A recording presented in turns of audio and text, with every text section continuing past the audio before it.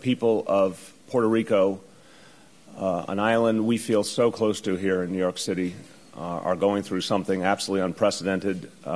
Hurricane Maria is at minimum one of the worst storms ever, maybe the worst storm in recorded history to hit Puerto Rico. And what we're seeing already is devastating images. The flooding alone is imperiling so many people. The physical damage that looks like it will take not just weeks but months to be repaired. Puerto Rico has been through so much, but now it's going through even more, and we have to be there for the people of Puerto Rico. There are 700,000 New Yorkers who are of Puerto Rican descent and feel a direct, powerful tie to their homeland, and they are feeling this crisis. I've talked to so many Puerto Rican New Yorkers who right now are just yearning to speak to their loved ones down there and haven't been able to because electricity is out. There's a lot of fear, a lot of pain right now. As a concern, law and order, is there any sense of sending down troops or... So we are organizing an effort immediately. A team from the Office of Emergency Management will be deployed as quickly as they can be brought down to Puerto Rico. That team is ready to go and awaiting, again, like the FEMA team, the authorization to land. That team will work with the Mayor's Office of San Juan to address the needs of San Juan in particular. Obviously, it is the core of the Puerto Rican population and where there is a tremendous amount of need.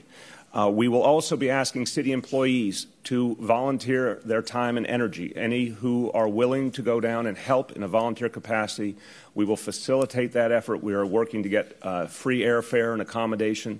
To carry out fully what's needed on the island? I have to say the federal government has been responsive, but I just want to make sure that we all in this country understand this is an unprecedented event that requires a monumental response. So, Puerto Rico faced already during Irma a $1 billion in damages.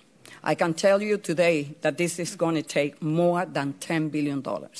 So the federal government has to revisit this. I want to thank the mayor, the first responders, all the people that are here, and the media, because by covering this event the way you've done, you put into the forefront the fact that these are American citizens, Puerto Rico and the Virgin Islands.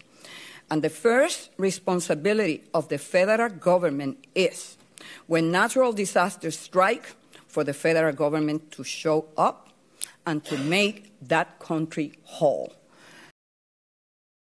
I will be asking for the federal government to waive the requirement in the state requirement when it gets federal funding of 25%.